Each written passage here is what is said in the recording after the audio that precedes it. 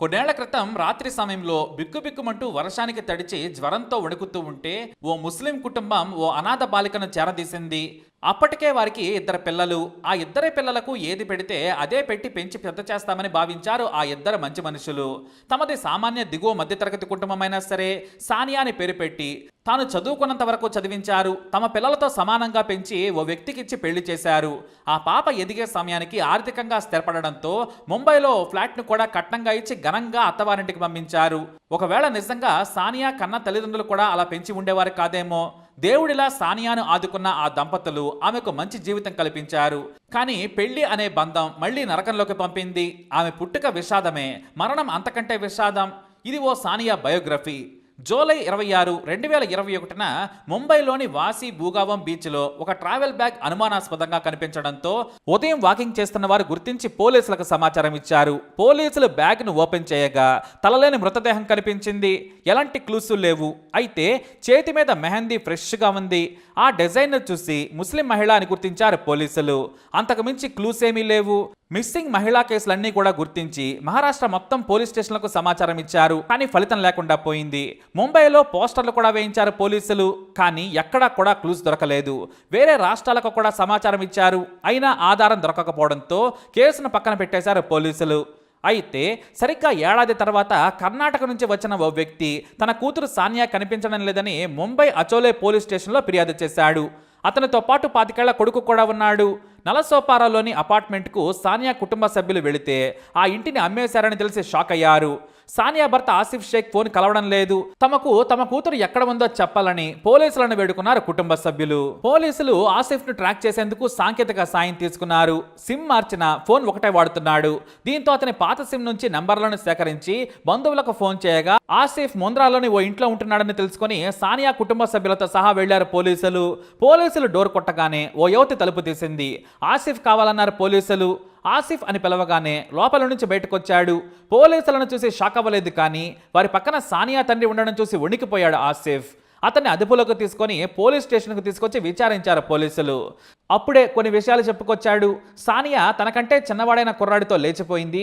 కావాలంటే ఆమె రాసిన లేఖ చూడమని ఇచ్చాడు. ఆ లేఖ చూసిన సానియా తండ్రి షాక్ అయిపోయాడు. నా కూతురు పుట్టి పెరిగింది కర్ణాటకలో.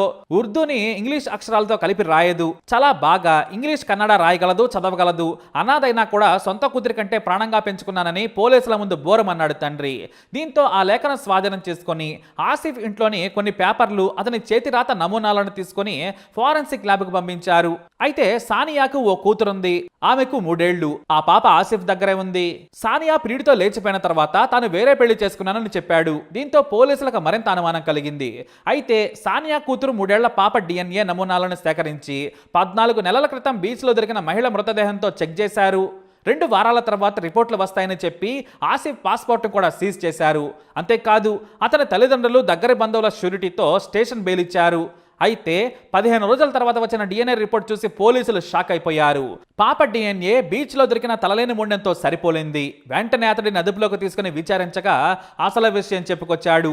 తానే చంపానని ఒప్పుకున్నాడు. కరోనాకి ముందు దుబాయ్లో పనిచేసేవాడు ఆసిఫ్. సరిగ్గా ఈద్ పండగ కోసం ముంబై వచ్చాడు. అదే రోజు భార్యను చంపి తల తీసేసి ఓ చోట బురదలో పడేశాడు. ఆ తర్వాత చీకట్లో సూట్ కేసును సముద్రంలోకి విసిరేశాడు. చక్కగా మళ్ళీ వెళ్లిపోయాడు. కానీ మృతదేహం ఉన్న సూట్ కేసు బీచ్కు కొట్టుకొచ్చిందని పోలీసులు తెలిపారు. అయితే సానియాను చంపేశాడని తెలిసి తండ్రి కన్నీరు మున్నీరయ్యాడు. ఎందుకంటే అతనిది కన్న ప్రేమ కంటే పెంచిన ప్రేమ. కర్ణాటకలోని బెల్గాంలో ఓ వర్షం పడుతున్న రాత్రి బిక్కుబిక్కుమంటూ ఒంటరిగా ఓ షాపు ముంగిట వణుకుతూ పడుకుంది సానియా. అది చూసిన ఆమెను పట్టుకొని చూశాడు తండ్రి. జ్వరంతో పాప వణుకుతోంది, పైగా వర్షం. పాపను నిద్రలేపాడు మహమ్మద్. ఆకలవుతుందని బేలగా అడిగిన ఆ ప్రశ్న అతని హృదయాన్ని కలచివేసింది, కకావికలం చేసింది. వెంటనే తన భుజంపై పాపను వేసుకుని ఆటోలో ఇంటికెళ్ళాడు. డాక్టర్ని పిలిపించి వైద్యం చేయించాడు. సానియా అని పేరు పెట్టి తన పిల్లలతో కలిపి ఆ 5 ఏళ్ల పాపను కూడా బంగారంలా పెంచుకున్నాడు. ఏ కన్న తల్లి బిడ్డో తండ్రి ఎవరో కానీ సానియాకు సర్వం తామయ్యారు మహమ్మద్, అతని భార్య. ఇంటర్ వరకు చదివించారు.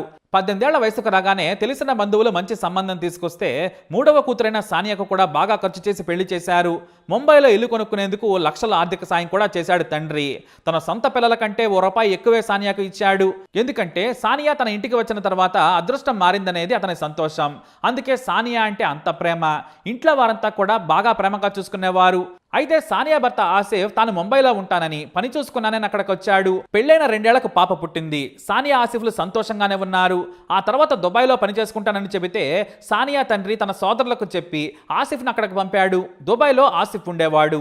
ముంబైలోని ఫ్లాట్లో పాపతో కలిసి ఒంటరిగా ఉండలేదని, అతని తల్లిదండ్రులు కూడా ఆమెతో కలిసి ఉన్నారు. కానీ వేరే యువతని పెళ్లి చేసుకునేందుకే అనాథ అని తెలుసుకున్న తర్వాత చంపినా ఎవరో పట్టించుకోరని ఆసిఫ్ భావించాడు. అందుకే హత్య చేసి మృతదేహాన్ని సముద్రంలోకి విసిరేశాడు. అయితే సానియా తండ్రిది పెంచిన ప్రేమైనా సరే ఆమెంటే ప్రాణం. అంతెందుకు, సోదరుడికి కూడా సానియా అంటే చాలా ప్రేమ. 2021లోనే సానియాను చంపేశాడు దుర్మార్గుడు. అయితే కరోనా కారణంగా తాము బయటకు రాలేకపోయారు. అప్పటికే 2 సార్లు కరోనా బారిన పడ్డ సానియా తండ్రి ముంబై రావాలంటే వణికిపోయాడు. తాము వద్దామనుకున్న ప్రతిసారి ముంబైలో కరోనా కేసులు పెరుగుతున్నాయన్న వార్త భయపెట్టేది. అంతేకాదు, ఆసిఫ్ మొదట్లో సానియా ఫోన్ పాడైందని చెప్పాడు. ఆ తర్వాత సానియాతో మాట్లాడమని తండ్రి కాల్ చేస్తే తాను బయట ఉన్నానని చెప్పేవాడు. చివరకు సిమ్ కార్డ్ మార్చేయడంతో తండ్రి ఇతర కుటుంబ సభ్యులతో కలిసి ముంబై వచ్చి ఫిర్యాదు చేయగా ఆసిఫ్ హత్య బయటపడింది. అంతేకాదు, సానియా పేరుతో రాసిన రాత ఆసిఫ్దేనని, హత్య చేసి రాశాడని తేలింది. ఫోరెన్సిక్ రిపోర్ట్ కూడా అదే తేల్చింది.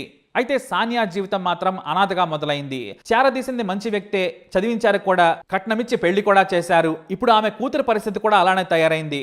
పాపం ఆ 3 ఏళ్ల చిన్నారి ఇప్పుడు తల్లి లేక తండ్రి జైలుకు వెళ్లడంతో అనాథగా మారింది. తమకు ఆ చిన్నారిని ఇవ్వాలని సానియా కుటుంబ సభ్యులను కోరినా చట్ట ప్రకారమే తీసుకెళ్లాలని బాలికల సంరక్షణ ఆశ్రమంలో ఉంచారు.